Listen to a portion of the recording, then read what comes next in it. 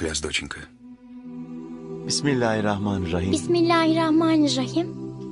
Kul huvallahu ahad. Kul huvallahu ehad. Allahu samed. Allahu samed. Lem yelid ve lem yulad. Lem yelid ve lem yulad. Ve lem yekul lehu küfüven Ve ahad. lem yekul lehu küfüven ahad. Это очень важная сура, доченька. Нужно почаще ее читать.